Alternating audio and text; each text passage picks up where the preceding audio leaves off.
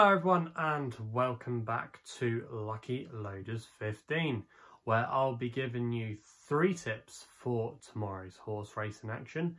Now before we get stuck into them, let's quickly just reflect on how our selections performed today. In the end, it's been another good day here on my YouTube channel, as we had a winning nap with Valerian Steel, was advertised last night at 2-1 and was really about that price until not long before the off. In the last 10 minutes or so, was really well gambled into 6-4, clear favourite, and in the end got the decision right in the stewards room, because Protected Guest actually crossed the line first past the post, but in doing so he interfered Goldie Hawk and our selection as well. There was a bump where they came together in the closing stages, and that you could definitely say inconvenienced Valerian Steel. So it's nice to be awarded that. That's the second time actually in the last week we've been awarded a race in the stewards room, so hopefully if it ever does go down that road, hope it doesn't, but if it does, we are awarded the race, and that good luck can continue. The other good result for us today as well,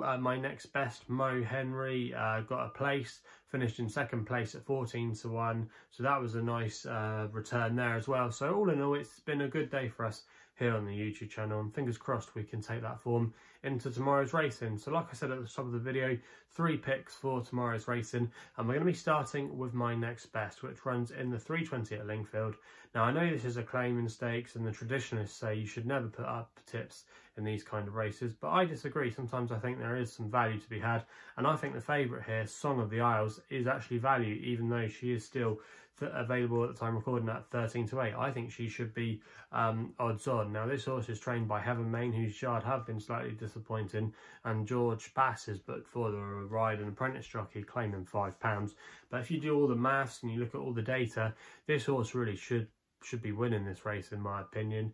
Got official rating of 80, is best on ratings, but arguably has achieved that when running on soft ground. Was absolutely prolific towards the end of last year on the turf, won 3 in a row at the likes of Leicester and Redcar on deep ground, and she's going to be getting those conditions tomorrow, which is going to be the first time she's had them for a while. She hasn't had them on her 2 runs so far this season. She was tailed off at Doncaster when she didn't beat a thing home. She was a little bit disappointing at Beverley, but the ground probably wasn't deeper enough for her, and that was arguably a better race than what this is going to be tomorrow. But yeah, I just thought there was lots to like about this horse tomorrow. The ground, absolutely no problems. Likely to be a pace angle as well, and if George Bass can give this mare an enterprising ride, I think she'll stay there and hopefully get the job done. I didn't think there was too much to worry about. The likes of Poetic Force has never been prolific on turf at all, and the others are just rated way inferior to her. So if she does retain any ability, she should be winning this, and that's why I'm putting her up as my next best of the day. We then stay at Lingfield for my long shot, which runs in the last race there, the 4:55. I'm going with Tilsworth Rouge here for Thorhammer Hansen, claiming 3, and he's riding for John Jenkins. Now this horse at the current time of recording was available at 14-1, and I'm going to recommend a 0.5 each way bet here as my long shot of the day. Now I thought this one was quite a big price, to be honest with you. I thought it easily should be in single figures, because if you go back through some of this horse's form, she definitely has some ability. Now it has been, I will admit, at a lowly level, but she's only now £1 above her last winning mark, and that win came last year on soft ground over this trip at Nottingham. So again, she's going to like the ground at Lingfield. It's soft ground, soft going, so that shouldn't be a problem.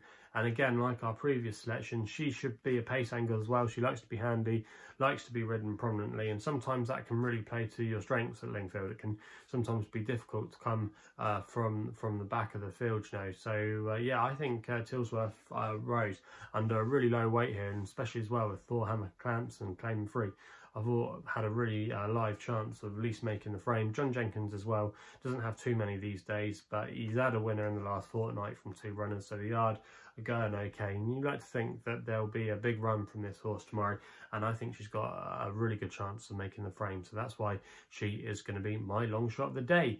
We then go to the evening action at Chelmsford for the nap in the 6:40, and we're going with a horse called Habit Rouge for Marco Gianni, claiming 3. and he's riding for Marco Botti. At the time recording, this horse was available at 9 to 4. I'm going to recommend a 1-point win bet here as my nap of the day. Now, this horse has run his most recent races at Chelmsford, where he's been running quite consistently. 3 starts ago, he won over the course and distance. His last time out effort as well was a close second behind a nice Shadwell horse. So he has been running quite well of late, and all those races were coming in Class 2 companies. Now he's dropping down into Class 3 company tomorrow, which will definitely help him in my opinion, and I think this is a really winnable race for him. Now the current favourite at the time recording is Modman for Marcus Tregonin, but that horse has disappointed a few times now, and is always one that's quite short in the betting, because I think a lot of people think he's better than his actual handicap mark, but I don't think he's that well handicapped, and he's potentially a little bit too high in the weights. Habib Rouge might not have too much more to come off a mark of 90, but I think he's got a really good chance in this field tomorrow off his rating.